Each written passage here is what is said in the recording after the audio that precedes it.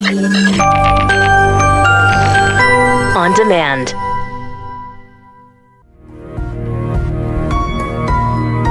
Love, courage, truth. Glenn Beck. You know, we have to start comparing ourselves to ourselves yesterday and stop comparing ourselves to the things that we see on television or on Facebook, because it's a lie. David and Louise loved each other. Oh, and they loved Elvis. It was clear from their family Facebook page. You see the pictures on their Facebook page. Their 3 vow renewal ceremonies.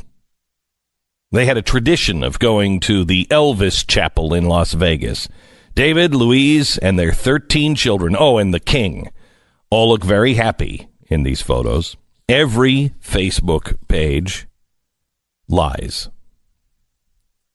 Sometimes just by omission.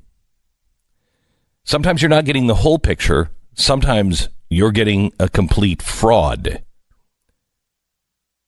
Today, you're looking at the Turpins images in a whole different light.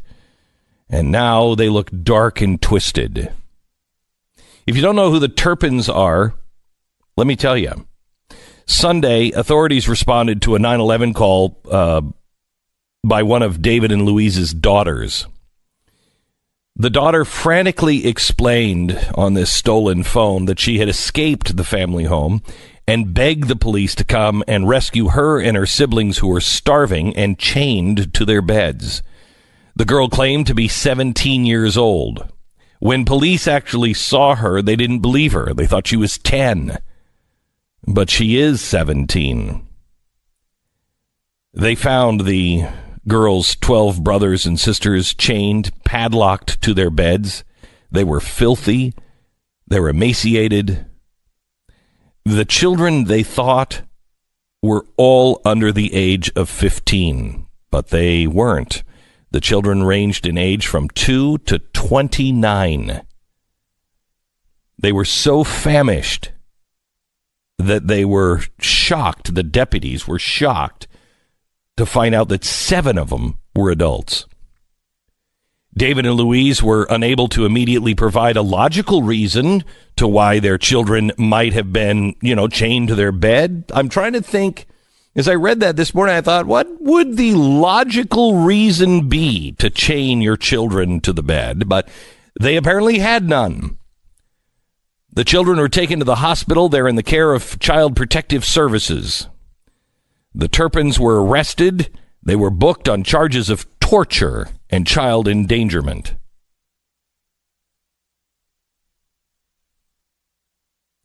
We're at a time when we have so much information about almost everything.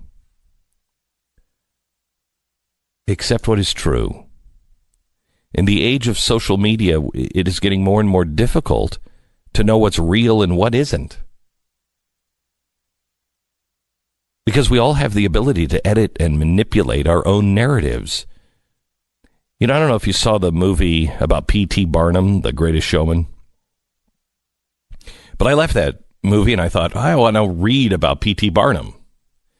So I went, and there's just not a lot of good books about him. The one that gets the highest ratings, the one that is supposedly the best, the author was P.T. Barnum. How could I possibly believe anything that P.T. Barnum said about himself? He was trying to give an image of himself that wasn't necessarily reality. And isn't that what we're doing with Facebook? Because of Facebook, Turpin's friends and family had no idea that they were hideous monsters who were torturing their children. What's really frightening is they're not the only ones. This isn't going to be the first time. It's not going to be the last time. We'll continue to be shocked by the dichotomy of how people present themselves and what the actual truth is. How many people are we finding out are monsters? The Turpin family provides us with a horrible cautionary tale today. Something that we all need to understand as we move forward. And it is just really simple, but somehow or another, at times it controls our life. It even controls our own attitude and self-worth, because we forget that when it comes to social media, you're not seeing the full picture, and sometimes you're not even anywhere close to the truth.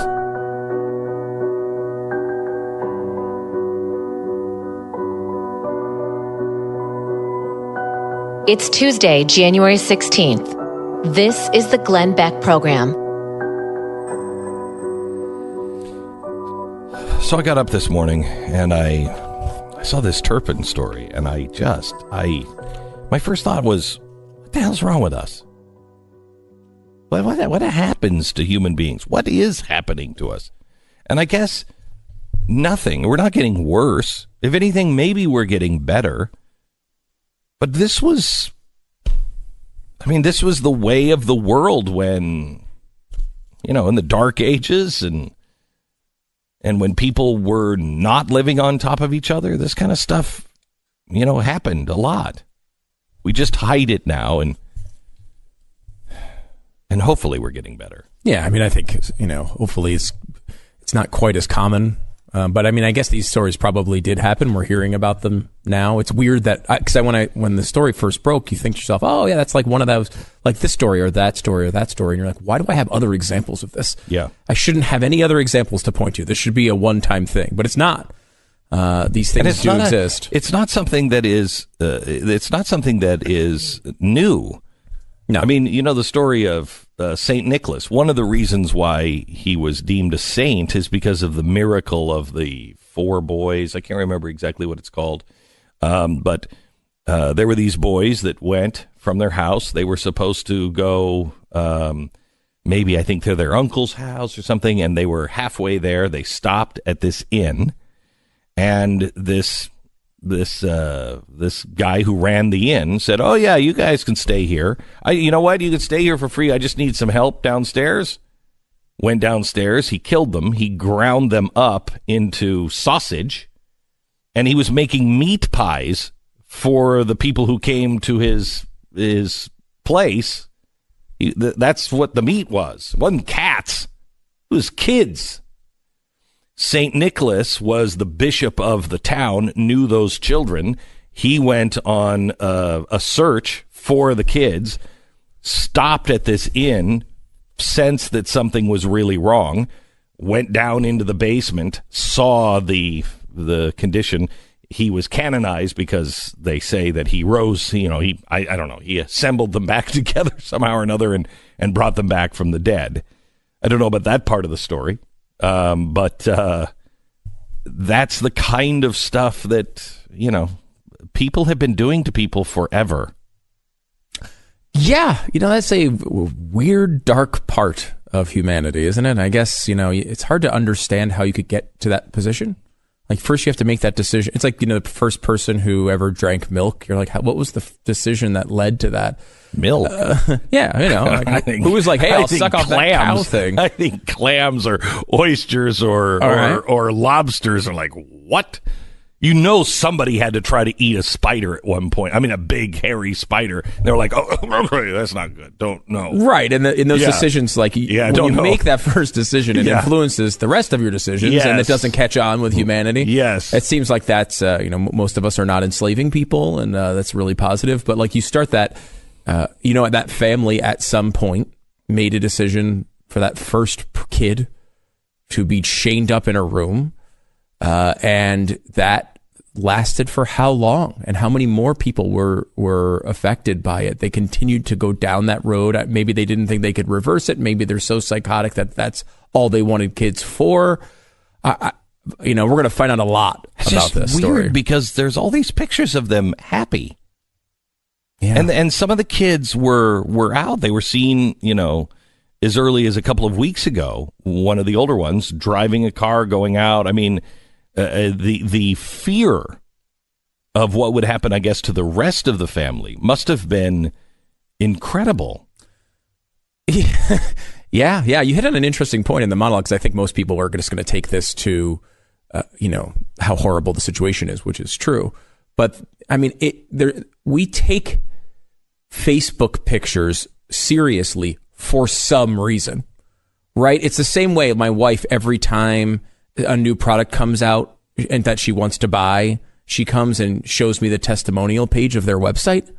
Like, to me, there's no impact at all from a testimonial page from a website, because I know you have an incentive of this company. They're trying to sell it to me. Of course, they found the 9 people who really like the product, or they made them up, right? Like, that's how I internalize that. And I think a lot of people do. Same thing with Facebook. I don't know. I look at Facebook and people are, smiling photos, and I think internally for most people, you just be like, oh, wow, they must have a really good life.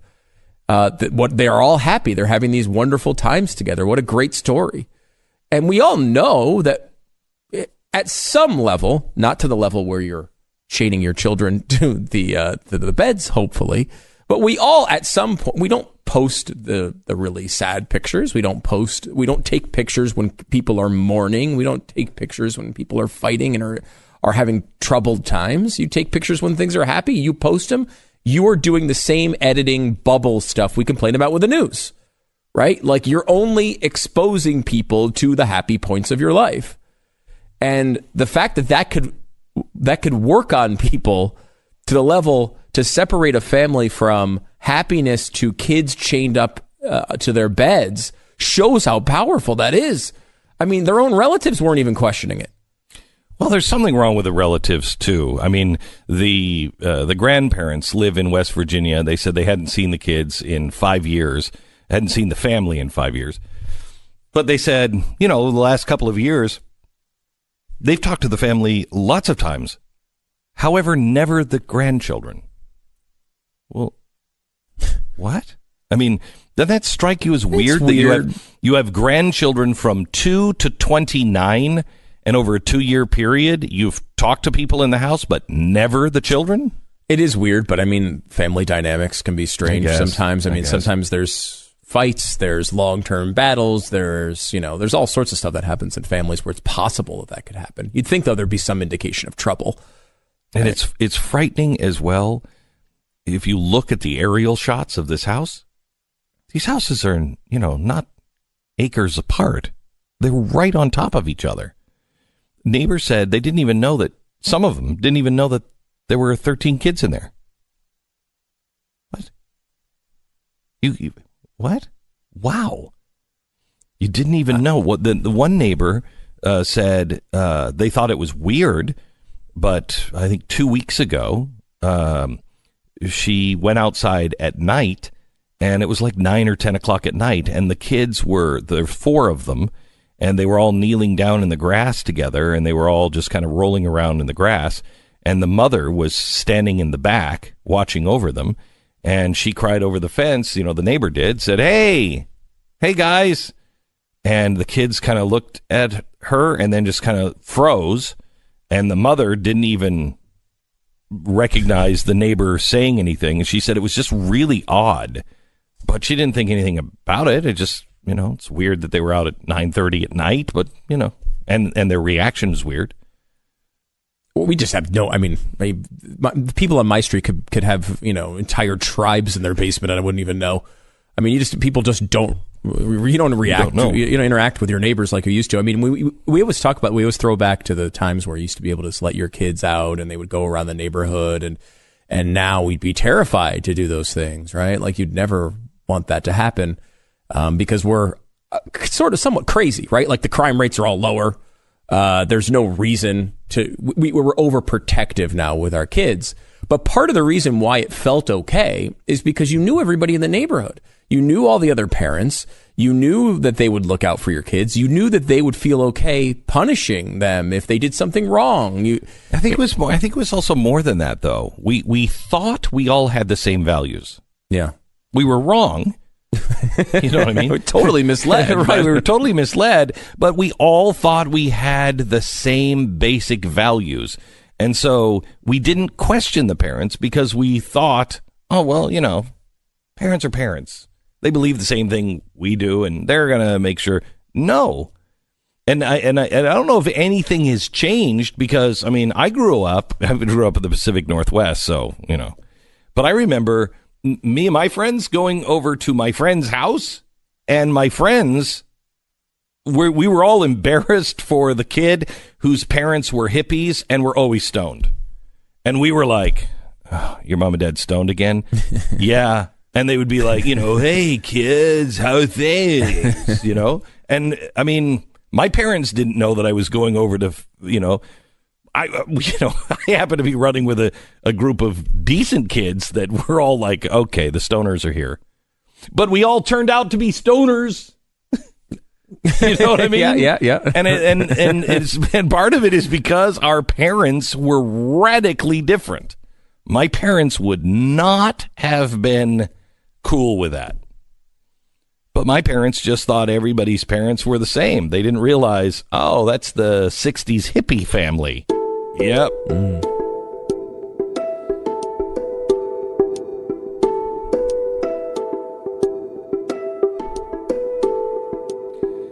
How was your sleep last night? Did you get a good night's sleep? Did you wake up feeling refreshed, feeling good? I want to talk to you about Casper. Casper is a mattress that will really help you feel good at night. Casper mattress has a unique combination of foams that provides the right pressure relief and the comfort, so you'll feel balanced when you get up in the morning. Plus, it's made of breathable material, so you don't wake up in the middle of the night, having to throw off the blankets because it's so hot. I had a Tempur-Pedic mattress. Oh my gosh, I hated that thing. I hated it because it was 1 billion degrees every night. Casper has come up with a foam mattress that is comfortable, supportive, and it breathes. Casper, try it out in your own home for 100 nights, risk-free. They'll ship it to you in a little compact box. You can just take it in and open it up, and boom, there's the mattress. But if you don't love it, you don't have to put it back in that tiny little box. They'll come and pick it up and refund every single penny, no questions asked. They want you to have a great night's sleep. Try Casper in your own home for 100 nights. Go to Casper.com/Beck. Use the promo code Beck and save $50 on the purchase of select mattresses. That's Casper.com/Beck. Promo code Beck. Save $50 off the purchase of select mattresses. Terms and conditions do apply. It's Casper.com/Beck. Glenn Beck, Mercury.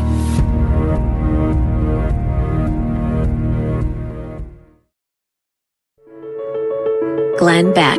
Have a fascinating conversation next hour with a guy who can tell you a little bit what the future is going to be like in a very entertaining way. We will take you there next hour. This terrible story, too, about these kids that were chained in the basement. And that's the big story today about this Turpin family. When you were reading the story, did you have a moment at all, like I did, of thinking about Hank Johnson? Remember Hank Johnson, the congressman?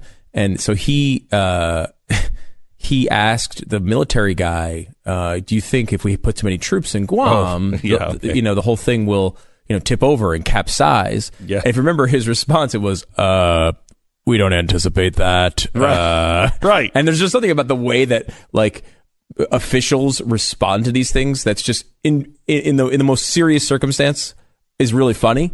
And so in this one, they went and they interviewed it was a police statement where they were talking about this terrible case, 13, kids, and they're all like chained up in a basement, and there's inexplicable, these old, 20-year-olds that look like 10-year-olds because they're so thin. And they asked him what happened, and he said, and the quote was, David and Louise were unable to immediately provide a logical reason why their children were restrained in that matter. Right. What would the logical reason be? I know. That is such a great quote. They were unable to immediately come up with a logical reason why they changed. I'll give you time on that. I'll give you a couple hours. Take the week. Can you come up with a logical reason to chain your kids to the bed?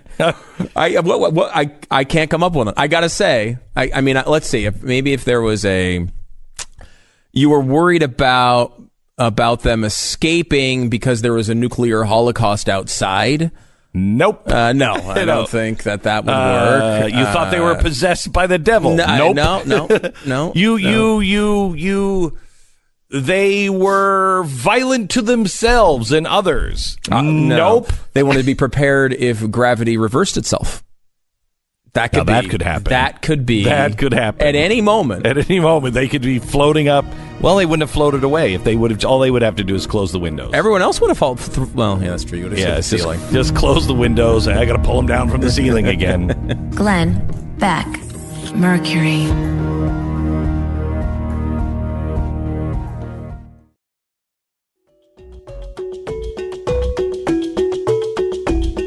You're listening to the Glenn Beck Program. This Aziz Ansari story is really what's going to separate the men from the boys. The revolutionaries from the sane. Margaret Atwood, she's the woman who wrote Handmaid's Tale. She's been a feminist for forever. She is now, I think, 78 years old, and she wrote this article for The Guardian last week, entitled "Am I a Bad Feminist?" So I read this yesterday, and I read the whole thing, not just the highlights like everybody else, and I read the whole thing. She said, "It seems like I'm a bad feminist, and I can add that to the other things that I've been accused of since 1972, such as climbing to fame up a pyramid of decapitated men's heads," from a lefty journal, being a dominatrix bent on the submission of men, a right one, of being an awful person who can annihilate with her magic white witch powers anyone critical of her at Toronto dinner tables. She said, "I'm so scary, aren't I? And now it seems I'm conducting a war on women, like the misogynistic, rape-enabling bad feminist that I am. My fundamental position is that women are human beings with the full range of saintly and demonic behaviors this entails, including criminal ones. Women are not angels incapable of wrongdoing. If they were, we wouldn't need a legal system. Nor do I believe that women are children, incapable of agency or making moral decisions. If they were, we're back to the 19th century, and women should not own property, have credit cards, have access to higher education, control their own reproduction, or vote. There are powerful groups in North America pushing this agenda, but they're not usually considered feminists. Furthermore, I believe that in order to have civil and human rights for women, there have to be civil and human rights, period, including the right to fundamental justice. Just as for women to have the vote, there has to be a vote." Do good feminists believe that only women should have such rights? Surely not. That would be a flip of the coin on the old state of affairs, in which only men had those rights. So let me suppose that my good feminist accusers and the bad feminists, that is me, agree on the above points. Where do we diverge? How did I get into such hot water with good feminists?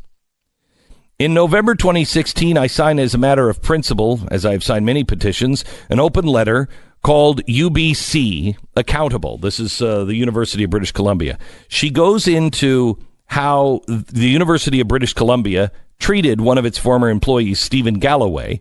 He was the former chair of the Department of Creative Writing. He was accused of something. He wasn't even allowed to know what he was accused of. They did this inquiry. They had multiple witnesses and interviews. Finally, a judge said there was no sexual assault.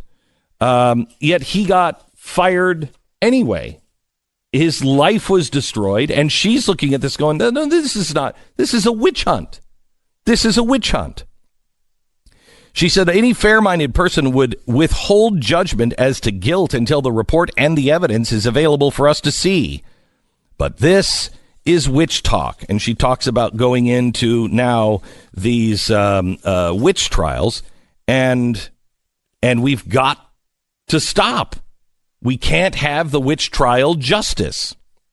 Now, another feminist writes, because Margaret Atwood was called a blood-drinking monster. The things that they said about her were just horrendous. So another woman writes, and she says, Margaret Atwood as an enemy of feminism is a tough concept to get your head around. She is, after all, the author of The Handmaid's Tale, the universally acclaimed dystopian fantasy in which women are enslaved to men. Her impressive body of work, one that has profoundly informed the feminist zeitgeist, is a 50-year-long attack on misogyny and the patriarchal state. Ms. Atwood is probably the leading feminist author in the world. So what happened? Now listen to this. What happened is that the revolution has entered a new phase. Having vanquished the reactionary, the Jacobeans are now sending the moderates to the guillotine. Buildings have to be razed so society can begin anew, and everyone who isn't for them is against them. Moderates like Ms. Atwood and their odious ideas about due process and the presumption of innocent until proven guilty are traitors to the revolution. In one letter to the Globe, it put it another way. Revolution isn't about justice. It's about change. This is a frightening thing to behold.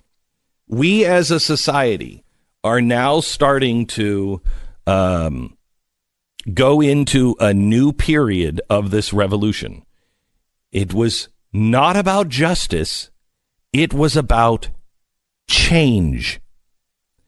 What did we say in 2007, 2008? Change to what? Change to what? Nobody would ever define the change. And so this revolution now has happened. And now the revolutionaries are taking everyone kicking and screaming. And these are the same people who said George Bush was horrible because he said, if you're not with us, you're against us. That was a horrible thing. That's what they're saying now. And there's this standard that it has nothing to do with human rights. It's against human rights. This Aziz Ansari, this story is remarkable. And even Ashley Banfield, who I don't think I've ever agreed with anything she's ever said, she gets on CNN, and I want you to listen to what she said about this. What you have done, in my opinion, is appalling. You went to the press with the story of a bad date, and you have potentially destroyed this man's career over it, right after he received an award for which he was worthy. If you were sexually assaulted, go to the cops. If you were sexually harassed, jeopardizing your work, speak up and speak out loud. But by your own descriptions, that is not what happened. You had an unpleasant date, and you did not leave. That is on you. And all the gains that have been achieved on your behalf and mine are now being compromised by the allegations that you threw out there. And I'm going to call them reckless and hollow. I cannot name you publicly and sentence you to a similar career hit as Ansari because you chose to remain anonymous. Lucky you. Wow. I mean, geez, if a guy said that, their career would be over, right? Oh, if a guy said that? Mm-hmm. I'll give you some other things. You know, Babe.com is the rag that put this charge out. Right. The from the unnamed source. Yeah. Mm-hmm. Who had a bad date. Explain exactly what happened. They went to his apartment, started the date at the apartment. They had met at a party, and she was impressed by his celebrity. I mean, if you don't know who he is, he's a comedian. He does the show Master of None on Netflix, among other things. And so they went to his apartment. At one point, he offered her a glass of wine, and he brought her white wine. And in the article, it was an interesting, revealing moment where she says, it was white wine. Of course, I prefer red. Like as if she couldn't say, can I have some red wine? it was like he was forcing her to accept this white wine, even though she preferred red. And it's like such a strange detail to put in there, just showing that if it is true that he didn't want you to have white wine and you said, oh, no, I prefer white, she'll have the red, that should have been the end of the date right there. Right, and that's not what happened. She didn't even express, by her own telling, that she actually wanted red wine. She just accepted the white wine. And again, it's another part of she has no agency. She's not a person. She's, she is an underling in society. She can't make her own decisions. She can't express her own wants and desires. So they go out. They have a quick date. They go through, as she puts it, they rush through a dinner at a fancy restaurant. Now, so far, this guy's given her wine and he's brought her to a fancy restaurant. There's no indication he's been a jerk to her in any way. They get back. They start kissing. They eventually perform oral sex on each other. Which she said she was uncomfortable with. Okay. But then she left. She came back and they did it again. Right. And so she claims through this, she gave nonverbal cues which should have told him to stop.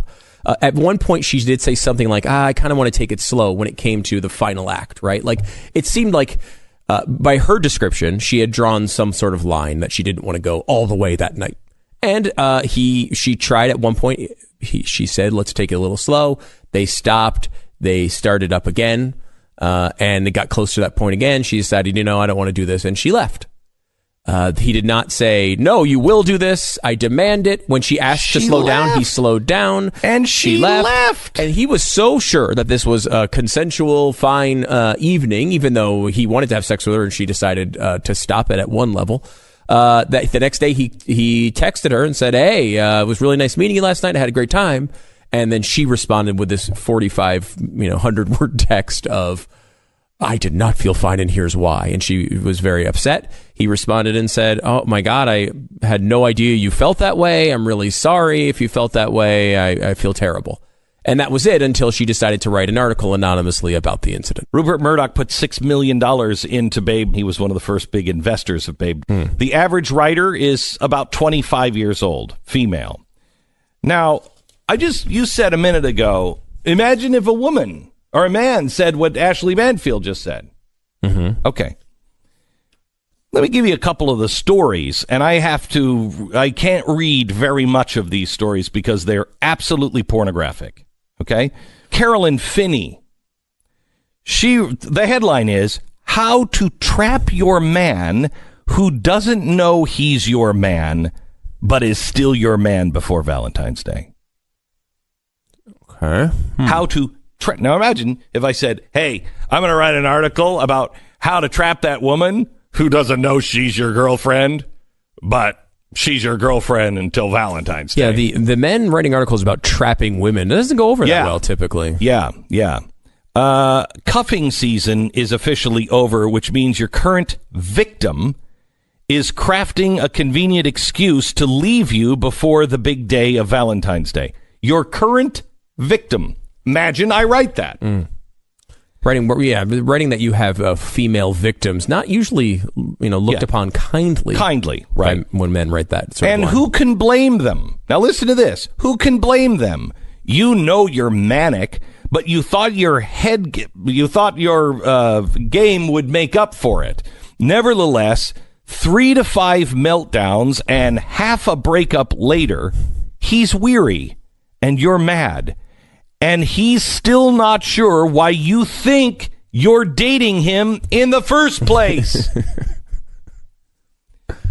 This is only one. Oh, the stuff you can't read, what you read to me, and I'm eternally scarred from you reading to me earlier today. It's just stunning. Yeah, it is stunning, and it's what's amazing about it is it's all written from this perspective of, oh gosh, we're feminists, we can do anything, we're in control of our sexuality. Look at us, and then she can't say no to red wine at the same time. This talks about how you trap a man in bed. How you get him to do what you want him to do by fooling him and trapping him. Mm-hmm. So please don't lecture the rest of us on how to behave. Because if my daughter if I behaved this way, forget my daughter, if I behaved the way you are condoning and encouraging, you would have the right to describe me as a despicable human being. And by the way, babe.net is the site. Yeah, okay. Don't try the other one. Oh, don't try the other. Okay, sorry about that. Whoops. Blinds.com, the best at what they do. Blinds.com, Marlene from Ohio. She said this: Blinds.com is by far the most customer-friendly company I have ever experienced. The customer service representatives are knowledgeable about the products. They take a lot of time helping me with my selection of even just the color. The blinds were easy to install. They look beautiful. The quality is excellent. I highly recommend Blinds.com. Don't take it from me. I've told you for years how great they are, how great the service is. Stu has used them. He put shutters in his house and had exactly the same kind of experience. In fact, didn't they downsell you? Didn't they? Yeah, they actually downsold me from I guess I was looking at of course, my wife was choosing it, so we were going to go with the top of the line. What a stunning surprise that was. And they said, actually, this other kind is the same quality and maybe even a little bit better, and it's actually cheaper. You should try that one, which we did, and they were amazing. They were totally right. Yeah. So their service is great. Their product is great. Their prices are great. What are you waiting for? Go to Blinds.com right now. Blinds.com/Beck. Right now through January 28th, you're going to save 20% site-wide at Blinds.com/Beck. Rules and restrictions do apply. Glenn Beck, Mercury.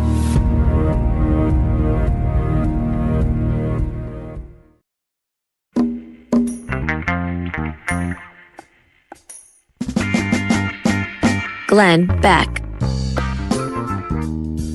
See, there's a new app out now that allows you to create a consent contract before you sleep with somebody.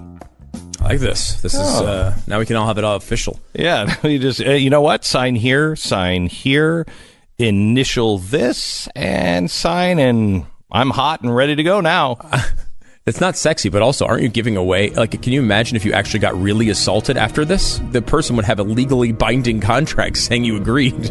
That would not. Well, it's not a good move. That'd be a form contract. You need right. the long Beck, extended version. Mercury.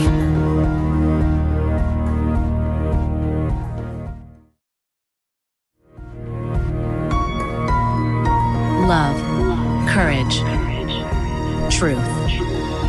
Glenn Beck.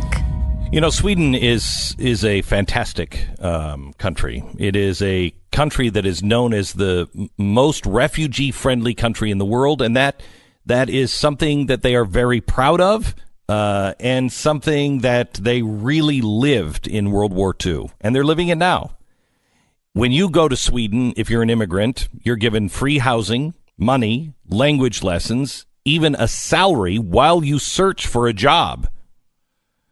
They are leading the world in tolerance and acceptance, or so you would think. They are leading the world unless you're a Christian. There is a shocking story coming out of Sweden now that is kind of being buried of Adine Stransson.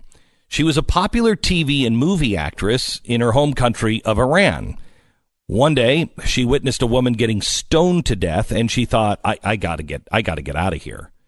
Not long after, she had a dream. It was a dream of Jesus, and she decided that she wanted to convert, but she had to do it in private, in secret, because in Iran, converting to Christianity is deadly.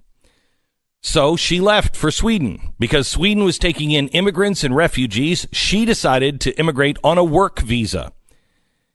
When she got to Sweden, it's when she decided to make her conversion public, to not live a lie anymore. Leaving the Islamic faith is illegal in Iran, punishable by death.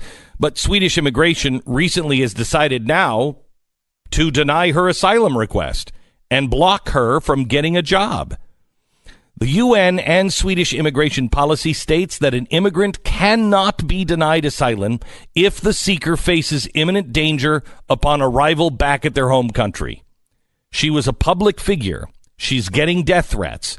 If she's deported back to Iran, she will face imprisonment, rape, and execution. Why? Because of her faith. Kind of an odd story from the most tolerant and accepting society on the planet. I don't know what's happening to Sweden.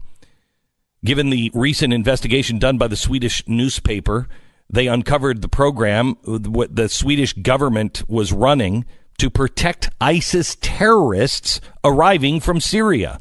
Apparently, these poor jihadists were having a hard time finding jobs because their pictures and starring roles in propaganda videos were scaring off employers. Imagine that. So the Swedes did an undercover operation and fixed all that with brand new identities and protected status. What the hell is, what are we doing? I don't care what faith you're in. If you're being persecuted by your because of your faith, we need to protect you. But if you're being persecuted because you're a starring role in a terrorist recruiting film, I don't get it. There is a global war being waged right now, and in some places, like here in the United States, the war on faith is being fought against ideology.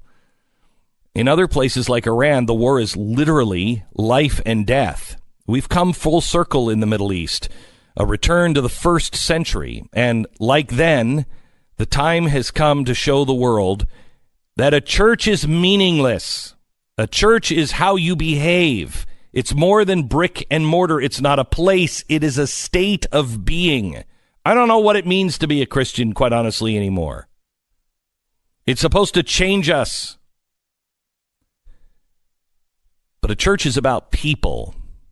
And millions of Christians and Yazidis and even Muslims who aren't Muslim enough live under the constant threat of persecution and death. It is time we all stand shoulder to shoulder without any ill will or hatred in our hearts. And we stand with them, because never again is now.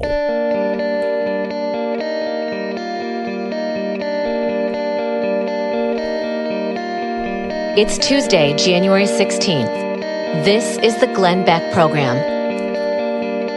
I have been immersing myself in future tech to try to understand what is coming our way and what the moral issues are of the near future, what it means to each of us in our lives, what it means to be asked the question, am I alive? Is this life? We have so many questions that we have to answer, and we're having trouble with just some of the basic things, and no one is really thinking about the future. When you think about the future and you think about robots or you think about AI, Americans generally think of the Terminator. Well, that's not necessarily what's going to happen. How do we educate our kids? So I've been reading a lot of high-tech stuff, and I've, in my spare time, been trying to read some novels, and I'm looking for the storytellers, the people who can actually tell a great story that is really based in what is coming. The futurist or the near future sci-fi authors that can show us what's on the horizon. And I found a series of books. It's called the Singularity series, and I found them over the Christmas vacation. And I've just last night finished the fourth one, and they are really, really well done. They get a little dark, but it also shows the positive side of what could be. And it was a balanced look and a way to really understand the future that is coming and is on the horizon.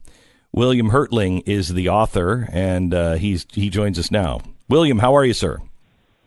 I'm doing great. Thanks so much for having me on. Congratulations on a really good series. This is self-published?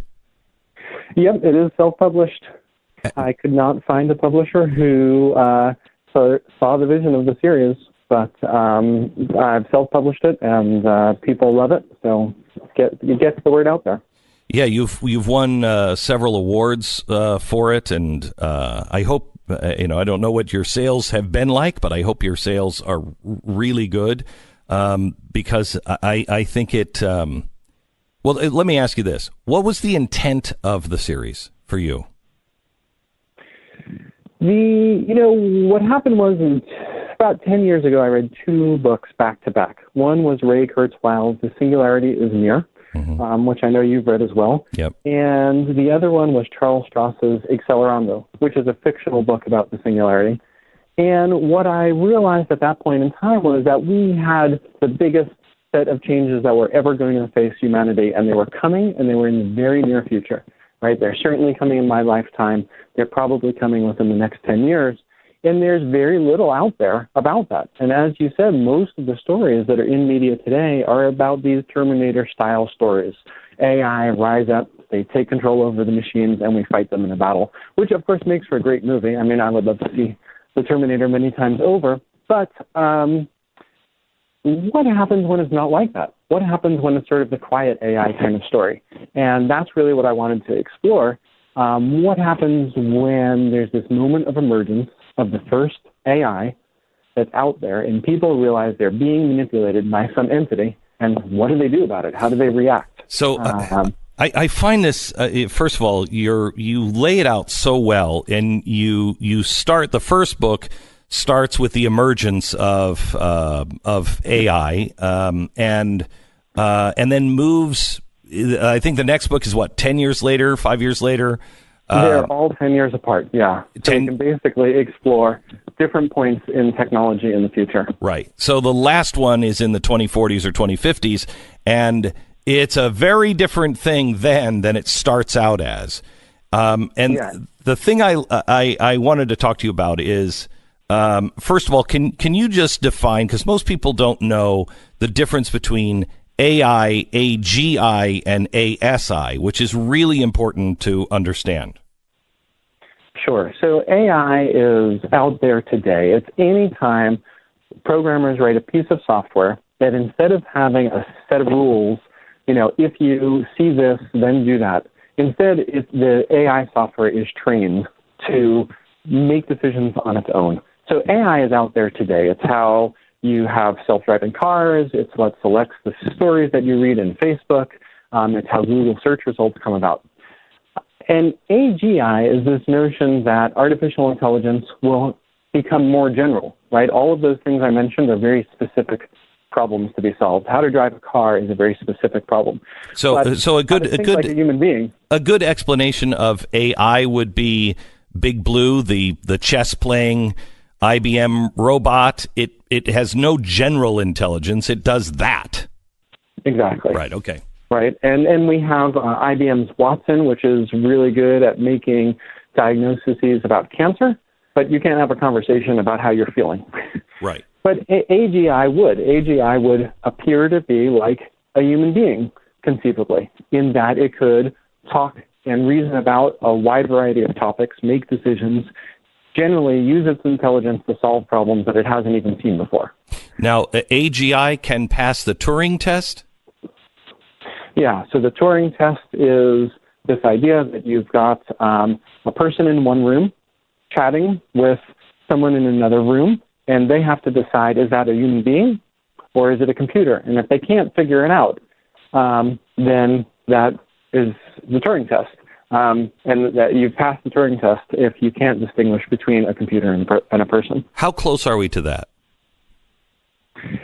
Well, I think we've probably all been fooled at least a few times when we've either gotten a phone call or made a phone call and we think that we're talking to a human being on the other end, right? But it actually turns out that we're talking to a machine that routes our phone call somewhere. So, we're there for like a couple of sentences, but we're still pretty far away if you're going to have any kind of a meaningful conversation. And AGI is when a computer has the computing power of a human brain. Yep. Okay. Now, that's not necessarily a scary thing, but it's what happens when you go from AGI to ASI, artificial superintelligence, and that can happen within a matter of hours, correct? It can. There's a couple of different philosophies on that. But if you can imagine that think about the computer that you have today versus the computer you had 10 years ago, right? It's vastly more powerful than the one you had 20 years ago. So even if there's not these super rapid accelerations in intelligence, even if you had just today had a computer that was the intelligence of a human being, you would imagine that 10 years from now, it's going to be able to think about vastly more stuff much faster, right? So we could see even just taking advantage of increasing in computing power, we would get a much smarter machine. But the really dangerous, or not necessarily dangerous, the really rapid change comes from when the AI can start making changes to itself. So if you have today programmers create AI, but in the future AI can create AI, and the smarter the AI gets, then in theory the smarter the AI it can build, and that's where you can get this thing that kind of spirals out of control. So you get a handle on how fast this can all change. If you have an Apple iPad 2, that was one of the top 5 supercomputers in 1998. Okay? That was a top 5 supercomputer. That's how fast technology is growing on itself. All right, so William, I want you to kind of outline what we're going to take a break, and I want you to come back and kind of outline why all of this stuff matters. What is in the near future that we're going to be wrestling with, and why people should care. When we come back. We have a burglary in America about every 8 seconds. And you know what really thwarts them is somebody who has a security system. They find generally houses that aren't protected. That's why securing your home is a necessity. But a security system can be really expensive. And if you go the old-fashioned way, you don't ever own it. You're always paying on it. And, you know, you're charged $50 and $60 for the 24/7 monitoring. It's just really ridiculous. So Simply Safe has a new, much smarter system. Its sensors are going to protect every point of access in your home. If a burglar just even breaks the glass or tries to open anything, the sirens go off that will allow, let them know, hey, police are on the way. Police have been called. But it also will take a picture of whoever it is that was trying to break in that you can give to the police when they arrive. Simply Safe has 24/7 monitoring at $14.99 a month. They never lock you into a long-term contract, and you own the system. Plus, you get a 60-day money-back guarantee, so there's no reason not to try it. Simply Safe, the security system that you should have in your home. SimplySafeBeck.com. Go there now. SimplySafeBeck.com. Glenn Beck, Mercury.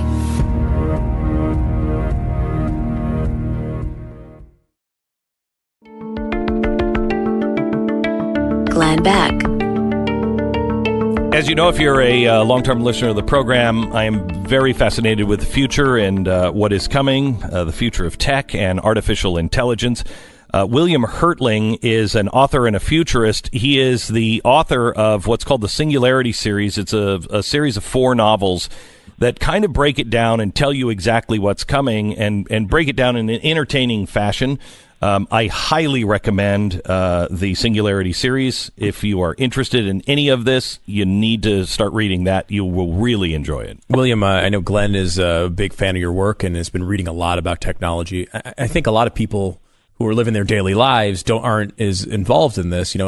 I think a third or a half of the audience, when you hear AI, don't even connect that to artificial intelligence until you say it. I know as a long-term NBA fan, I think Allen Iverson, honestly, when I hear AI. So can you make the case of, with everything going on in the world, why should people put this at the top of their priority list? Well, it's the scale of the change that's coming. And probably the nearest thing that we're really going to see is over the next 5 years, we're going to see a lot more self-driving cars and a lot more automation in the workplace. So I think transportation jobs account for something like 5% of all jobs in the United States. And whether you're talking about driving a car, a taxi, driving a delivery truck. All of those things are potentially going to be automated, right? This is one of the first really big problems that AI is tackling, and AI is good at it. So AI can drive a car, and it can do a better job. It doesn't get tired. It doesn't go out and drink before it drives, and it doesn't make mistakes. Well, that's not quite true. It's going to make mistakes, but it's going to make less mistakes than your typical human operator. So it's, business likes to save money, and it likes to do things efficiently, and self-driving cars are going to be more cost-effective. They're going to be more efficient. So what happens to those 5% of the people today who have transportation jobs, right? This is probably going to be the biggest thing that affects us. I think, William, that Silicon Valley had better start telling the story in a better fashion, because as these things hit, we all know politicians on both sides. They'll blame somebody. They're telling everybody that I'm going to bring the jobs back. The jobs aren't coming back. In fact, many, many more are going to be lost, not to China, but by robotics and AI. And when that happens, I can see, politicians turning and saying, it's these robot makers. It's this AI people. Yeah, naturally. And yet, unfortunately, the AI genie is out of the bottle, right? Because we're investing in it. China's investing in it. Tech companies around the world are investing in it. If we stop investing in it, even if we said, hey, we don't want AI, we don't like it, all that's going to do is put us at a disadvantage compared to the rest of the world. So it's not like we can simply opt out. It's not really, we don't have that option. It's moving forward. So we need to participate in it, and we need to shape where it's going. And I think this is the reason why it's so important to me that more people understand what is AI and why it matters. Because we need to be involved in a public conversation about what we want society to look like in the future. I think as we go out, if even more jobs are eliminated by AI, what does that mean? What if we don't have meaningful work for people? I think that the thing I like about your book series is it starts out really hopeful, and it shows that this technology is not going to be something that we really are likely to refuse, because it's going to make our life incredibly stable and easy in some ways. And I'd kind of like you to talk a little bit about the stock market and the economy and war and everything else, something that you talk about in your first novel, and show you, when we come back, the good side and then what it could turn into. So Allen Iverson is taking our transportation jobs? Yes. Okay, that's what I got from that. Glenn Beck, Mercury.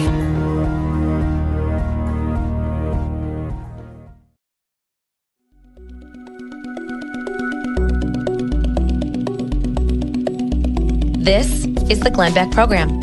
We're talking to William Hertling. He is the author and futurist, the author of many books. His latest is The Kill Process, but I'm talking to him about the Singularity series. And the first one in there is the Avogadro Corp. And it is, it starts out around this time, and it starts out with a tech center in Portland. And a guy is working on a program that will help everybody with their email. And all of a sudden, he makes a couple of changes, and unbeknownst to him, it grows into something that is thinking and acting and changing on its own. And William, I'd like you to take us through this, because the first book starts out really kind of positive, where you're looking at this and there's some spooky consequences, but you're looking at it and going, I can see us. I'd kind of like that. And by the end, in the fourth book, we've all been digitized, and we're in a missile leaving the solar system because Earth is lost. Do you think this is this your prediction, or you just think this is a really kind of good story? I think a lot of it has the potential to be real. And I think one of the things you probably know from my reading is that I'm fairly balanced in what I see as both the risks and the benefits. Right. I think there's both.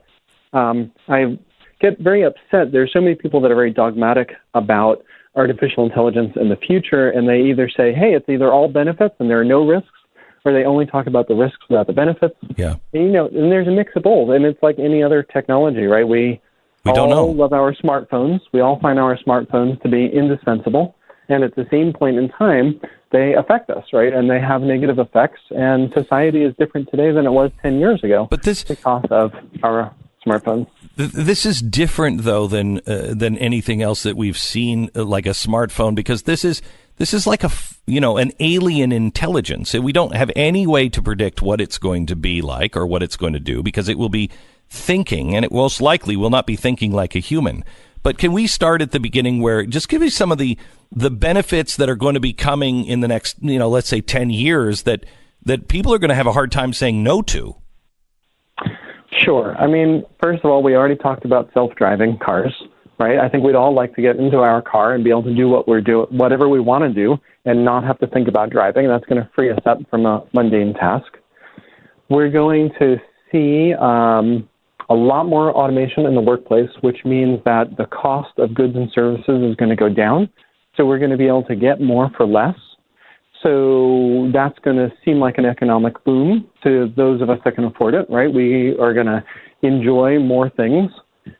We are going to have better experiences when we interact with AI. So today, if you have to go to the doctor, you're going to wait to get a doctor's appointment. You're going to go in. You're going to have this rushed experience, more than likely, at least here in the U.S., right?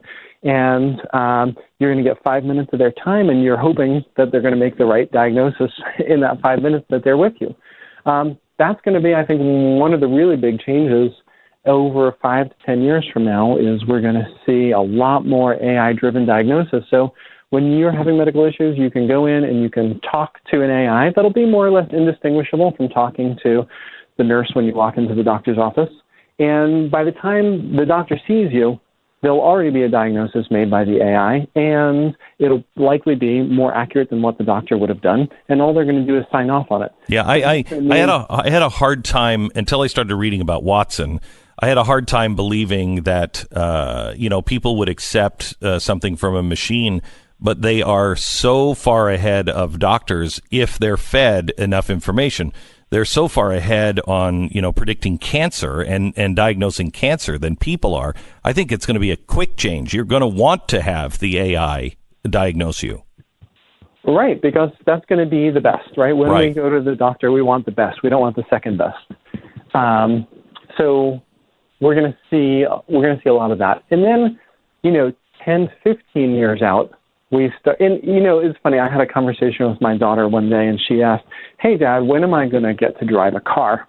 And I thought about her age, and I thought about that, and I was like, well, I'm not sure you're ever going to get to drive a car, because, where you are and when self-driving cars are coming, you may never drive a car. And so you'll just get in one, and it'll take you where you want to go. So there's going to be these very they're both subtle and yet dramatic changes in society when you think about, hey, we're going to have a generation of people who may never learn how to drive a car, right? Their time will be freed up to do other things. But they'll be different than we are. Do you see in your first book, you talk about, AI changing, the emails that are being sent and doing things on its own and really manipulating people. We are already at the point to where we accept the manipulation of what we see in our Facebook feed, but that's not that's not a machine trying to do anything but give us what we want. Right.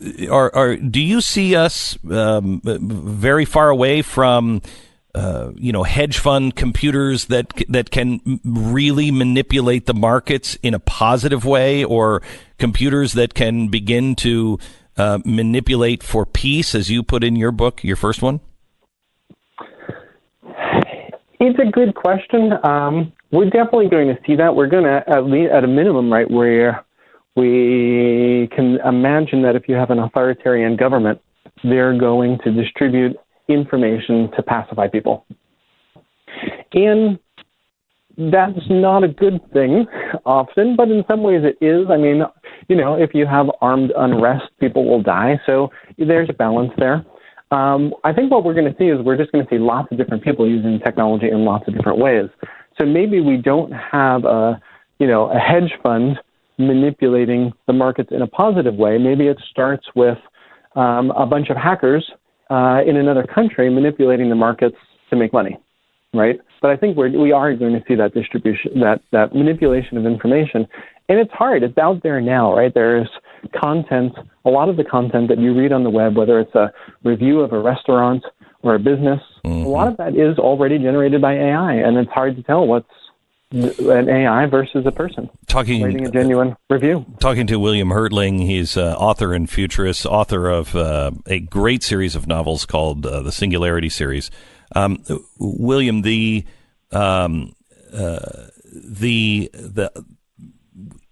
idea that intelligent, not AI, not narrow AI, but super intelligence or artificial general intelligence just kind of comes out of nowhere, as it does in your first novel, where it wasn't the intent of the programmer, is interesting to me. I sat with a bigger name from Silicon Valley just last week, and we were talking about this, and he said, whoever controls AI, whoever gets this first is going to control the world. He was talking to me privately about a need for almost a Manhattan Project for this. Do you see this as something that's just going to be sprung on us, or will it be taken, in a lab intentionally? I think the odds are probably strongly biased towards in a lab. Both because they have the kind of deeper knowledge and expertise, and also because they have the kind of raw computing power, right? So the folks at Google are going to have millions of times more computing power than someone who's outside of a company like Google. So that alone, it's like they have the computers that we'll have in 15 to 20 years, right? That kind of computing power. And that makes AI a lot easier of a problem to solve. So I think it's most likely to come out of a lab. If you're looking at, for instance, the lawsuit that was just filed with against Google about the way they treat people with different opinions, et cetera, my first thought is, good God, what are those people putting into the programming? I mean, that doesn't that doesn't work out well for people. Is there enough? Are there enough people that are concerned about what this can do and what this can be that we have the safeguards with people? I really think we don't. I mean, think about the transportation system we have today and the robust set of safety mechanisms we have around it, right? So we want to drive from one place to another. We have a system of streets. We have laws that govern how you drive on those streets. We have traffic lights. Cars have anti-lock brakes. They have traction control. All these things designed to prevent an accident. If you get into an accident, we have all these harm reduction things, right? We have seatbelts and airbags and crumple zones. And after the fact, we have all this. We have a whole system of mitigation, right? We have ambulances and paramedics and hospitals to take care of what damage does result. And in the future, we're going to need that same sort of very robust system for AI. And we don't have anything like that today. And nobody's really thinking about it, nobody's thinking about it comprehensively. And one thing you could imagine is, well, we'll wait until we have a problem, and then we'll put those safety mechanisms in place. Well, the problem, of course, is that AI operates at the speed of computers, not at the speed of people. And there's a scene in one of my books, I'm sure you remember reading it, where there's a character who witnesses a battle between two different AI factions. Yes. And the whole battle takes place. A lot of things happen between the two different AI factions, all in the time it takes the human character's adrenaline to get pumping. And by the time he's primed and ready to fight, the battle is over, and they're into negotiations and how to resolve it, right? It's remarkable in reading that. That is a great understanding of how fast things will move. It's like one of the best action novels of war scenes I've ever seen. Really, really good. Page after page after page of stuff happening, and you get to the end and you realize, oh my gosh, the human hasn't hardly even moved. He hasn't even had a chance to think about the first step that happened, and it's already over. Exactly.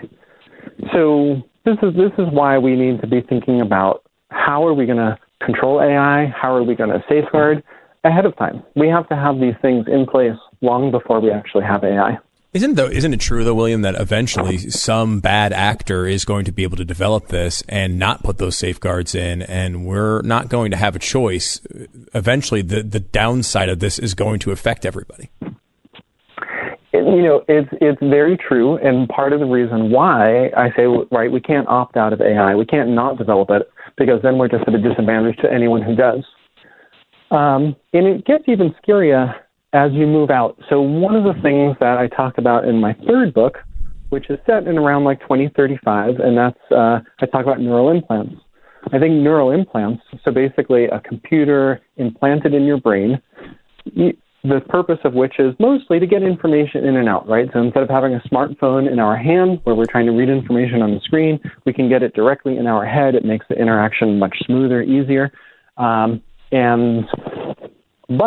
it can also help tailor your brain chemistry, right? And so if you could imagine if you're someone who has depression or anxiety or a severe mental disability, that a neural implant could correct for those things. So, right? So you would basically be able to flip a switch and turn off depression or turn off anxiety. William, I'm unfortunately out of time. Could I ask you to come back tomorrow and talk and start there? Because that's really the third book. Start with the neuro implants and where it kind of ends up with technology, because it is remarkable. And in reading the real science behind it, it's real. It's real. It sure is. Yeah. It's coming. Could you come back maybe tomorrow? Sure, I'd be happy to. Okay, great. Thanks so much, William. William Hertling, author and futurist. He is the author of the Singularity series. You should get one of those things, Glenn. That thing that'll alter your brain. William Hertling is the author of all of these books. There's 4 of them in this series, and in the Singularity series, plus Kill Process just came out. That's WilliamHertling.com. Let me ask you this, Glenn. Is this the right way to think about it? This comes in from Twitter at World of Stu. To understand the difference between AI, artificial intelligence, and AGI, artificial general intelligence.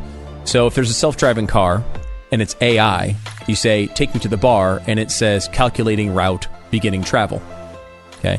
If you say it to AGI, take me to the bar, it responds, your wife says you drink too much, and my sensors indicate you've put on a few pounds, routing to the gym. I have a feeling you're exactly right. That's terrible.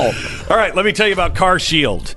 I love my truck. I have 2 old trucks. One I think is 2008 and 2012 or 14. And, the 2008 is starting to have some sensor problems, et cetera, et cetera. And, when these things start to happen, it's way out of warranty, but I have the extended vehicle service protection from Car Shield, so I can still take it into the mechanic, whether it's, the guy at the dealership or just a mechanic, and they get them paid. So I don't have to wait for a check or anything else, and I'm not afraid every time I take that truck in to have it serviced. Because just, one little sensor, it could be $1,000. New fuel pump, $500. Water pump, $1,000. If you need repairs to your car, and we all do, it's all going to happen. They have a plan now that will cover everything from, the water pump to the car's computer. Car Shield, the ultimate in extended coverage, and they get the mechanic paid, so you don't have to pay out of your pocket. Sign up today. Get 24/7 roadside assistance and a rental car when yours is in the shop. Do yourself what I do. Save yourself from high repair bills. Get covered with Car Shield. Call 1-800-CAR-6100. Mention the promo code Beck or visit carshield.com and use the code Beck, and you'll save 10%. That's carshield.com. Promo code Beck. Deductible may apply. Glenn Beck, Mercury.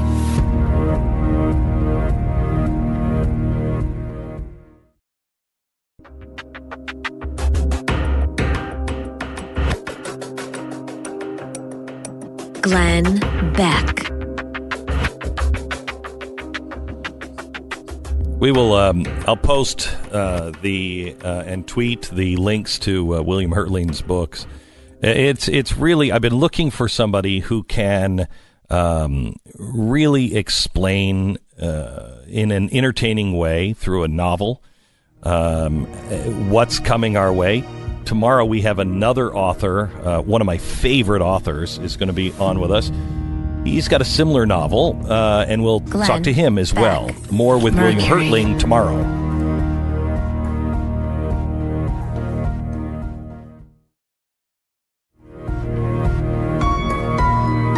Love, courage, truth. Glenn Beck. Good news and bad news. Which do you want to hear first? According to researchers, the University of London, it doesn't really matter which one you hear first. Good news or bad news, which it doesn't matter. You're more likely to believe the good news on something called the desirability bias. Desirability bias is when you consider information more credible because it makes you feel good. It helps explain the whole social media fake news phenomena. When you see something, it's not confirmation bias. It's desirability bias that is actually more difficult and more troubling. Researchers at the University of London set up a study just before the 2016 presidential election, and they took 900 voters who were diehard Hillary Clinton or Donald Trump fans, and they asked them, which one do you support? And which one is going to win. Researchers then separated the voters into two groups. They gave the first group polling results that indicated that Trump would win, and the second group resulting in Hillary's win. With this new information, they were asked, who do you think is going to win? The result of the study was clear. The desirability bias changes people's minds. People believed the polling results that were given only when their poll indicated that their candidate would win. They would even change it if their candidate was shown to be winning in a strong poll. Even if they thought Clinton might win, they changed it and they dug their heels in. So, what does all of this mean? It means that we are listening to the things that let us believe the things we want to believe. The lesson for politics is really clear, and it's something that is a lost art now on both sides of the aisle. If you want to persuade people, you have to get them to want to agree with you. This is the biggest problem now. People become monsters and pariahs and strident, and so nobody wants, you don't like them, you don't want to agree with them. Reagan was a guy who really understood this. He was called the great communicator. He won 49 states in the 84 election, and that's because he said things that people wanted to believe. Now we can't fathom a candidate appealing across the aisle. In fact, I think if you see a candidate that tries to appeal to the other side, you immediately mark them as a traitor. We saw Obama supporters blinded by the desirability bias for 8 years. They would not believe reports about the IRS, that he was using the IRS because they didn't want to believe that. Now we're seeing the same thing with the Trump base. We have to move past this concept of the presidency as the ultimate bully pulpit. It's not what the executive office was designed to be, and it will not help heal our divisions.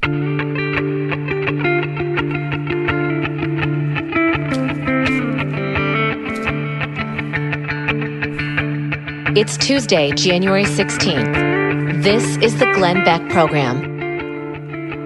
Well, we have some really good news to share with you here in just a second.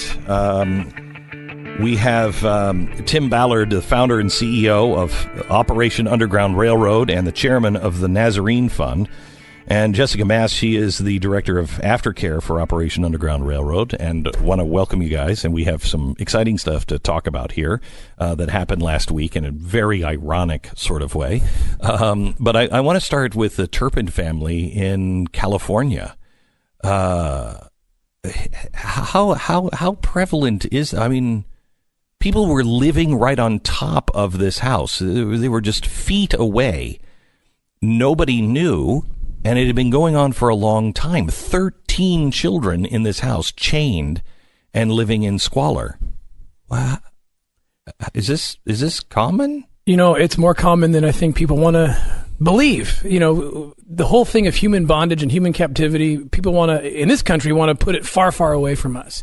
There's hundreds of thousands of people, children, in the United States that are in captivity in one form or another. A lot of times it's sexual captivity.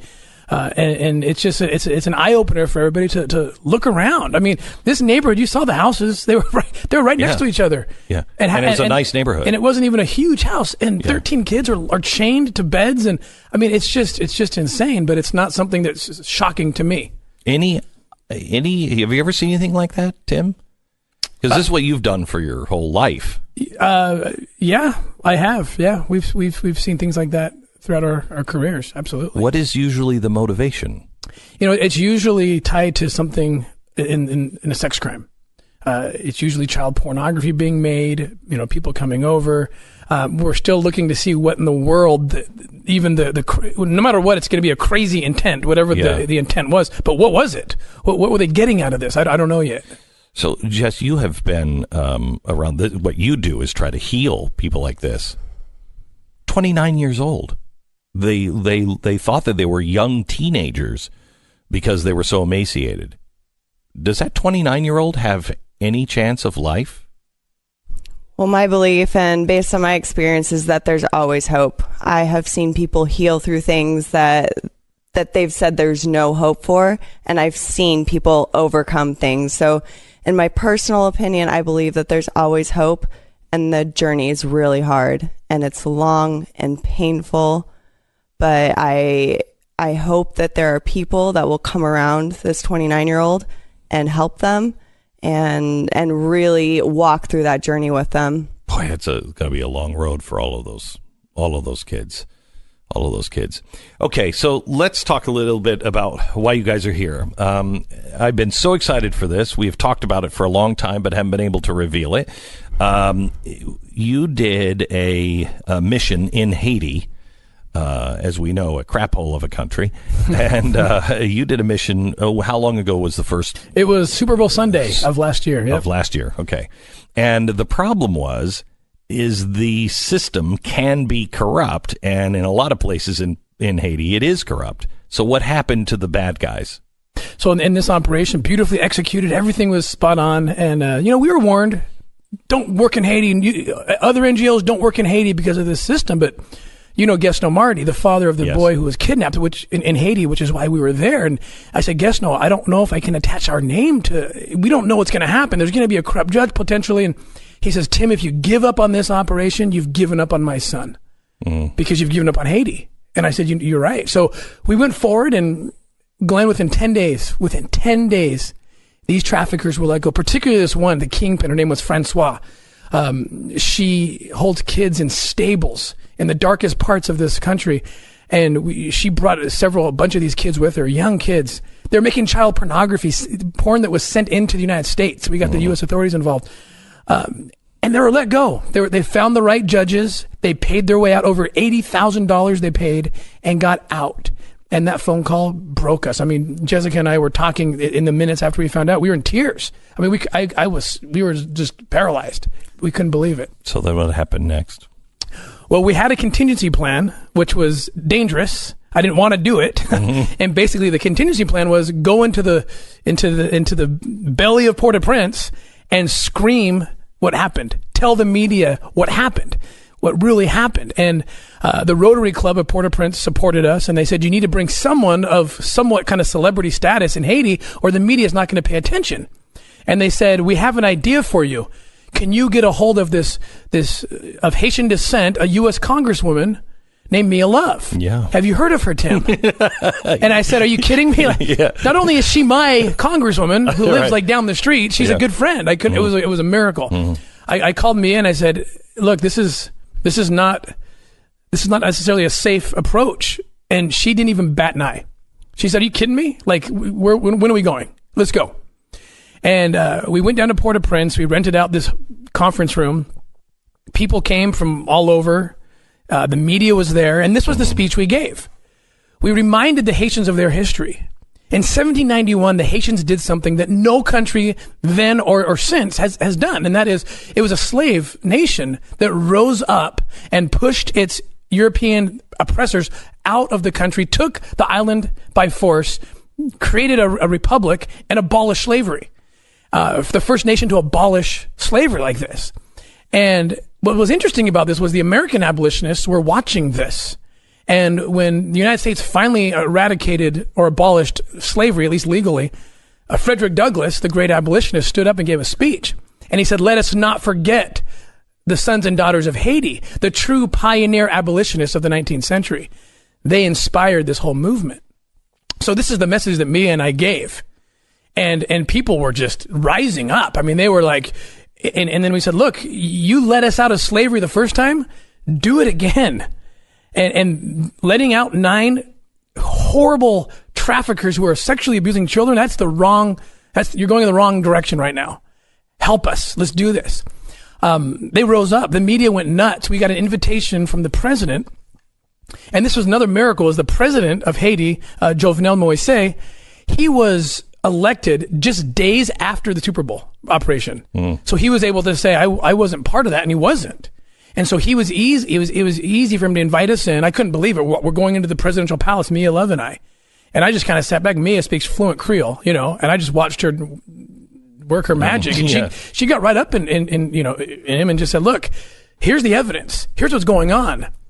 He says, I'm not going to stand for this. And I felt it when he said it. You can look in someone's eyes and know if he said, I can't believe this. We'll put an end to this. Within a couple of months, we knew the investigation was going. We were supporting it in a lot of ways. We had full-time people down supporting, watching. And then the news broke. 6 judges ripped from the bench. They found the judges who took the bribes. Now, this is unprecedented. I mean, in Haiti? In Haiti. This is a big deal. And the attorney general, who his name was Oknum, he was instrumental in doing this. I mean, this guy, his team lives, a lot of them live in Miami. They can't even live in Haiti for fear that their children will be killed or their families, because they are true corruption fighters. And they found those judges ripping from the bench, and then they called us and said, let's go.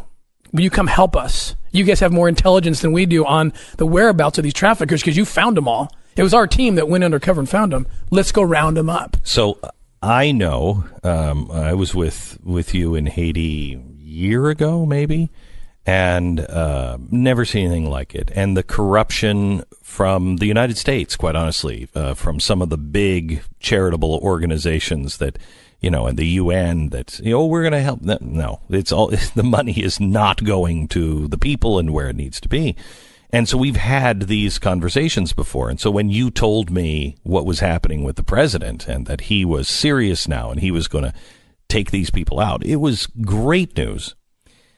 One of the reasons why I took what the president said last week so personally is because my wife and I had just gotten up off of our knees to pray for you guys because we knew you were doing this operation under the protection of the president of Haiti.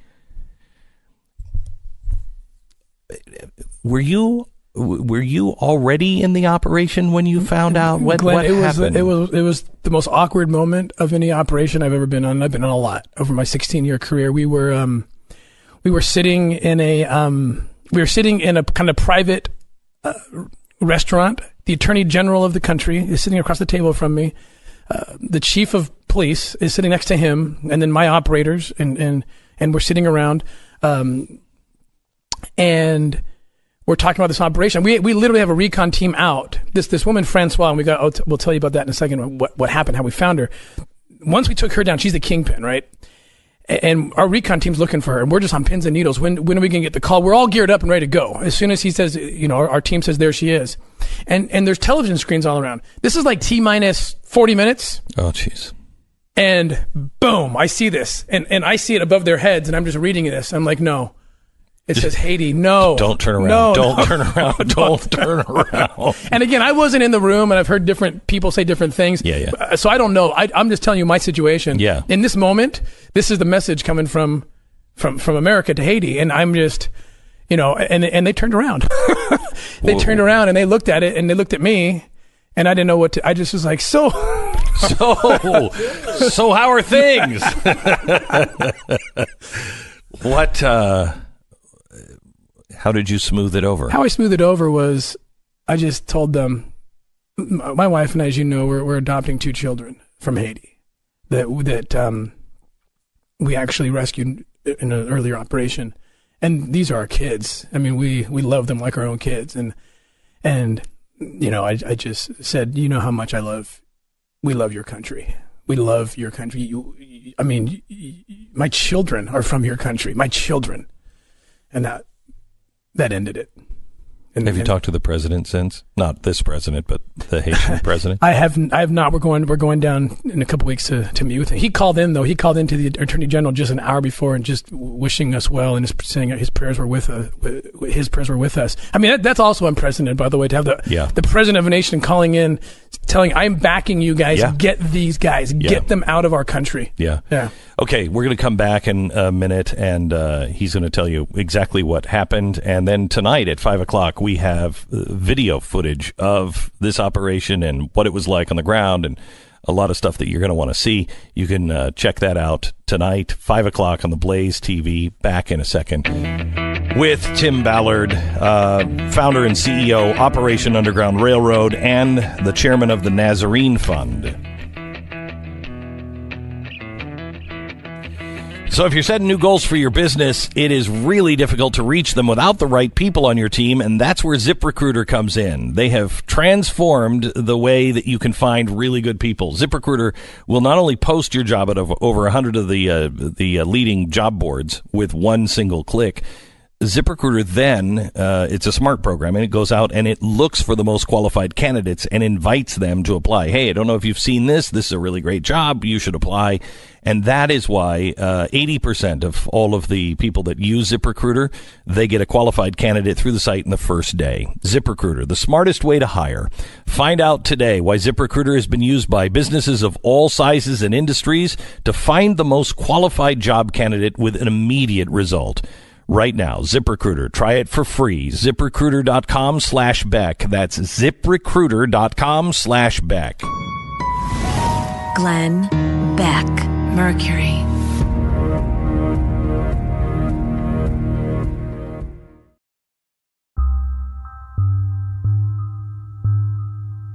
Glenn Beck.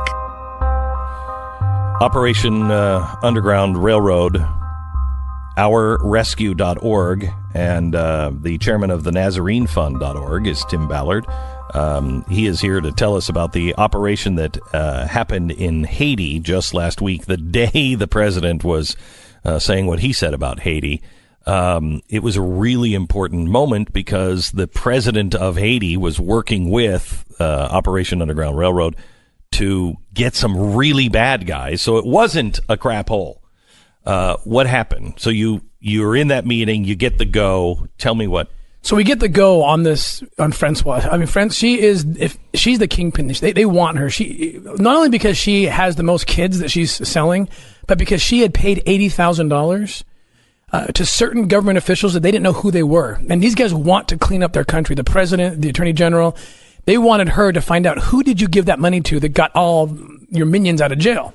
So they really wanted her. Do you think she's going to tell? I mean, that's a really dangerous country. Well, let me tell you what she said when we got her. Glenn, I've never seen this. She said, "Evil will protect me. I'll never talk. Evil will protect me." Wow. I mean, that's the kind of, I've never seen, there's a lot of things on this op I'd never seen before, where she's just like, I'm hand in hand with darkness, and I'm... She actually said the words? She actually said that. Wow. Yeah. Bizarre. But this woman, she owns a street, essentially. I mean, she sits on one side of the street, all dressed beautifully, you know, with her wig and all this stuff. And these Johns come, and she has all these kids in these stables across the street. I call them stables. I mean, they're these steel doors that close, that lock They have metal beds that fold down literally where the kids sit, and then a bedroom in the back. And the Johns go in and do their thing. We had been doing surveillance on Francois for about 3 weeks in advance, and we never saw a single child out. It was adults out that she was running. The day we rolled in, and this minute and this second we roll in, we identify her, and she's swarmed. Well, something happened as there's a videographer we have named Justice. I think you've met Justice. Inspired dude. At the last minute, we're driving to the street, to this brothel street. He jumps to the back seat, and in the van, there's 3 SWAT guys, Haitian SWAT team members, who they're going to come out of the back, the back of the van. Yeah. He jumps back there and starts wrapping duct tape around this guy's helmet and putting on a GoPro camera. I'm like, Justice, what are you doing? He's like, I don't know. this guy needs a camera. Wow. And you say it's divine providence. We'll find out why when we come back.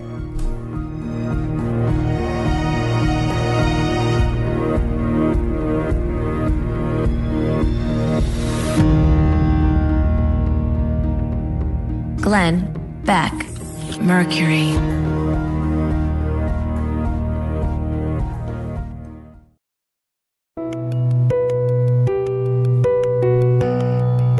This is the Glenn Beck Program. We all talk about, if I would have lived back in the day, I would have been an abolitionist. Really? Would you? Because there are more people that are being held as slaves today than in the entire 400-year history of the slave trade. And yet, are we involved? Are we doing things? Are you an abolitionist? I invite you to be an abolitionist by going to ourrescue.org. Abraham Lincoln is on the $5 bill. Once a month, just give $5 and become an abolitionist. If you can afford it, give more. Ourrescue.org and the NazareneFund.org, which is also rescuing the slaves in the Middle East. Tim Ballard is the founder and CEO of Operation Underground Railroad and the chairman of the Nazarene Fund, just returning from Haiti, where there is a big shakeup happening, trying to make their government work and get away from evil. You just rescued a whole bunch of children and caught probably the kingpin. The kingpin, yes. The kingpin that we had arrested her back in February of last year and bought her way out of jail. We got with the right people, the new president of Haiti, and here we are going in to get her again 2 nights ago. So you have your photographer is in the back of one of your vehicles. Yeah, my videographer jumps in the back, and I'm like, Justice, what are you doing? We're about to hit the brothel. And he's like, I got to get a camera on this guy's helmet. So he's wrapping, I'm laughing. I'm like, okay, he's wrapping duct tape around this kind of awkward scene. The guy's like, all right, that's fine. So we get to the spot. The team gets out of the van. There's like 3 vans that jump out and get around the target and take her down. She's in the middle of selling one of the girls while we do it with a guy who has 1,200 condoms that he holds the bag for her. Oh, but these 2 guys, one with the camera on his helmet, gets out of the van and he's supposed to come with us, but I see him take off the other way. And what had happened was one of the victims, got scared, didn't know what was going on, and ran into what I can call a stable. I mean, it's a stable door. It's a steel door. And she runs into it. He follows her. He says something's not right. He gets in there, and Glenn, in my 16 years, I've never seen this. And I've seen the camera footage of what he captured. I've never seen this. A girl, probably 13 years old. And I would ask people, this is a tough thing to ask people, but who's 13 in your life? You have a daughter. I have a daughter who's 13. Mm-hmm. These are babies, okay? Mm-hmm.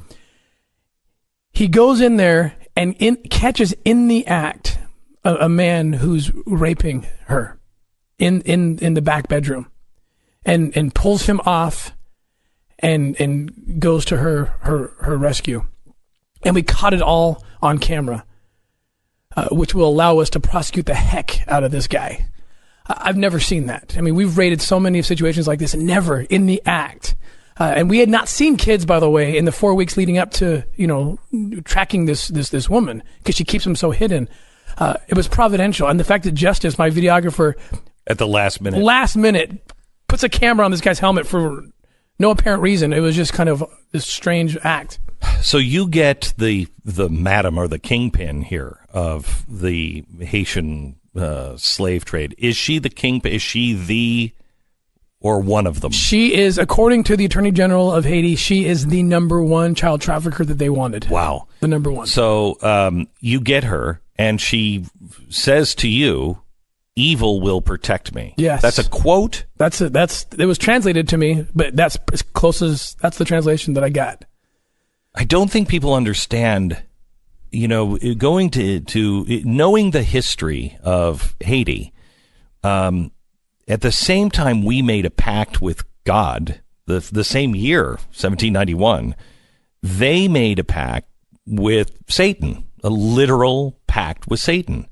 And I think that's one of the reasons why that country has so many problems. They've never really broken that. I think a lot of people might dismiss it now, but I think it's real there. Evil is real there. And people like her to say, "Evil will protect me," that's what she's talking about. So how do you heal a country like that, Tim? What you do is you find those of light, and they're there. And it was that very history you're talking about where we brought that to light and said, look, even in that darkness, because that is part of their history. Anyone will tell you. They'll tell you, like, yeah, there's elements that did that. But there was light that came with that too, that from the beginning that fought it. And it's about finding those. And people like Congressman Mia Love, who came down, and Attorney General Sean Reyes also accompanied us and helped us to bring the light to the country through people like President Moise and the Attorney General Oknam, and then all the aftercare partners we have. I mean, you've been to our safe house. Jessica was the director of the aftercare, and you're one of the most tender-hearted people I know, and I love watching you because you are tender, and yet you are a pit bull in those situations because you know where the danger is. How many people did you get out? Four. There's four.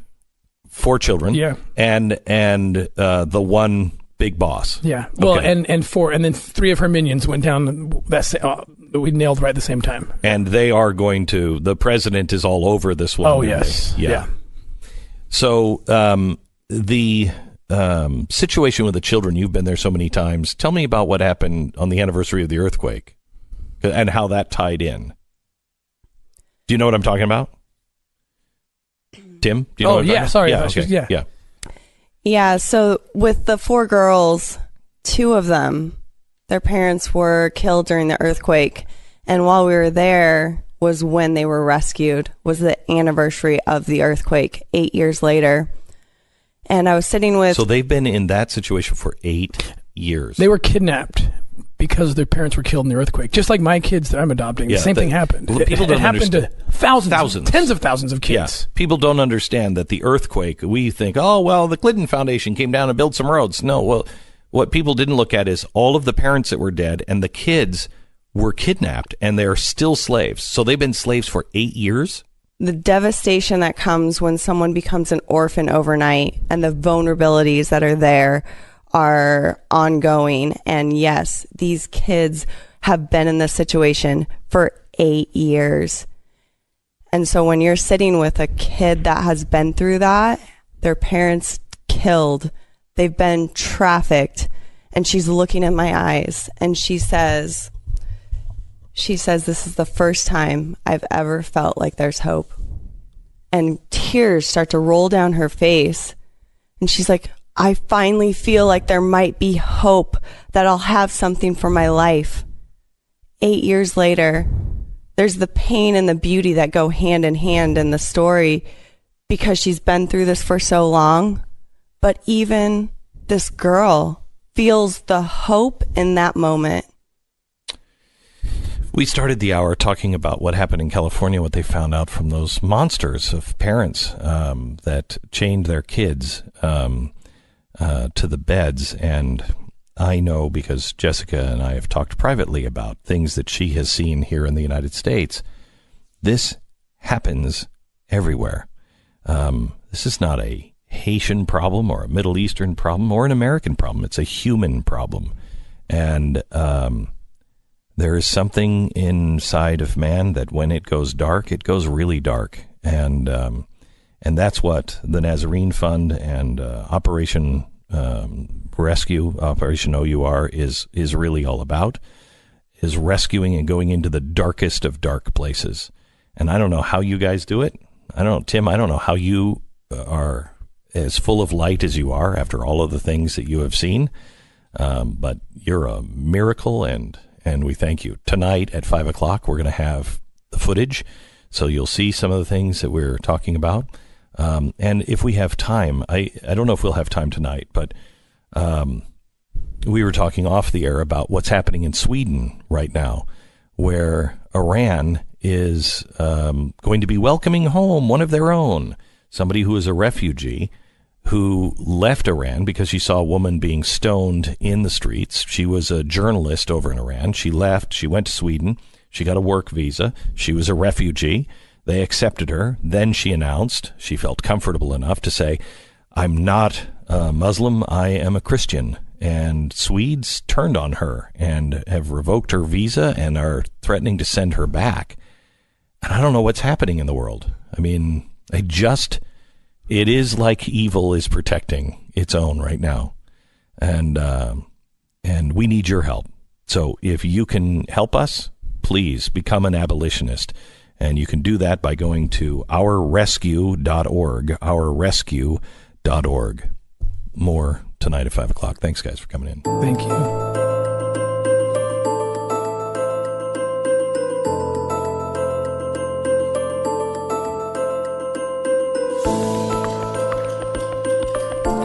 Researchers found 2 serious security flaws in chips used in every PC, server, smartphone, tablet, anything that's been produced. If it has a Intel chip in it, yeah, it's got a backdoor.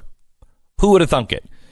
Hackers can potentially make use of these flaws to steal data stored in memory, including your passwords and your files. This is the biggest flaw that we have found, the biggest backdoor, because it is in almost literally everything.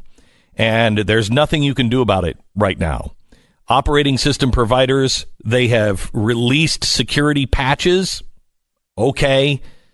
Is that really doing the job? 1 in 4 people have already experienced identity theft, and I tell you that number is going to go up, and it will happen to you. It will happen to your children. Thieves can sell your information on the dark web or get an online payday loan in your name, and LifeLock works to detect those wide-ranging identity threats. If you have a problem, a U.S.-based restoration specialist is going to work to fix it. Nobody can prevent all identity theft or monitor all transactions at all businesses, but LifeLock is the best. Join now, get 10% off with promo code BECK. Call 1-800-LifeLock or go to lifelock.com. Use the promo code BECK, that's BECK, and save 10% now at lifelock.com. Glenn Beck, Mercury.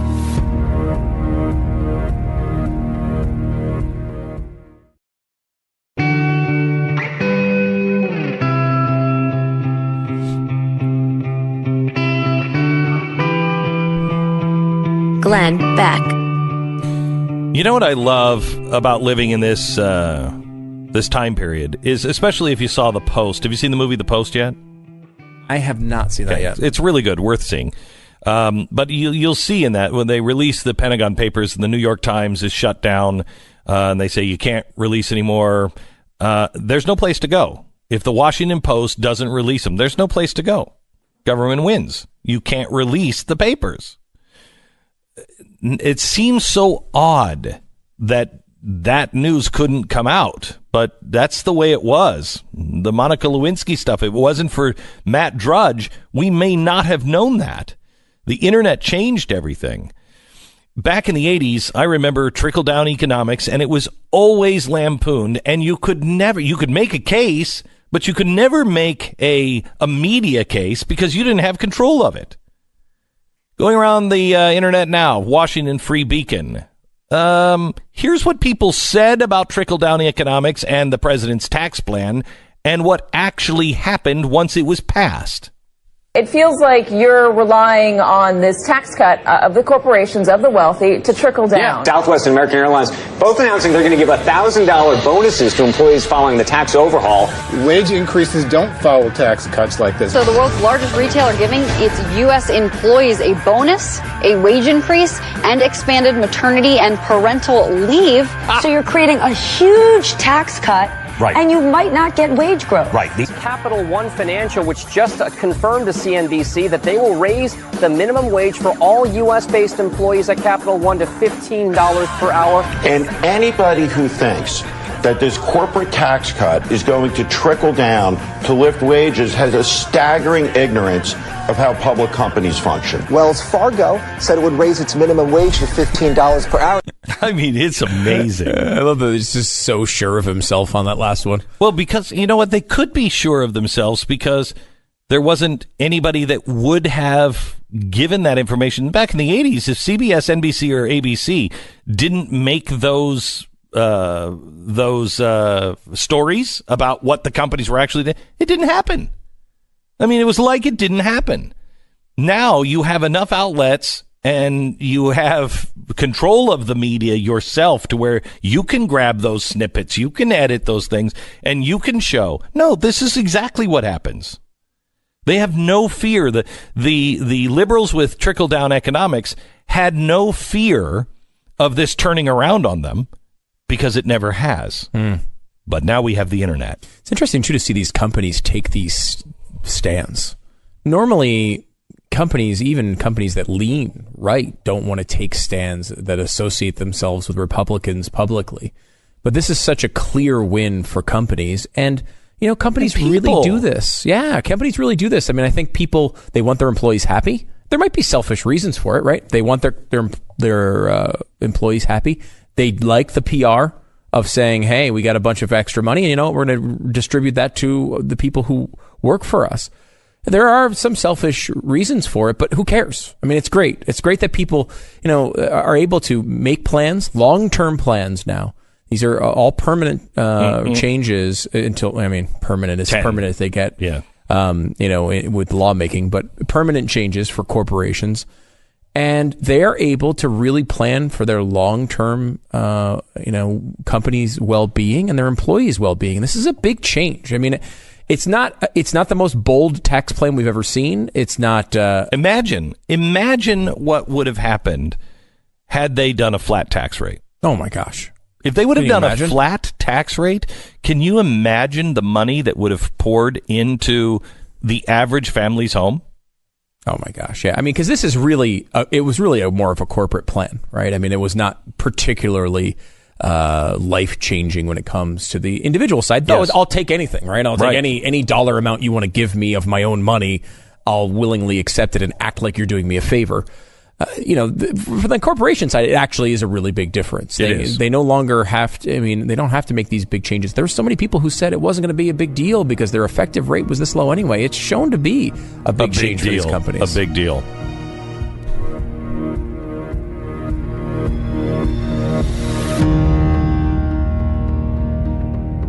Glenn Beck, Mercury.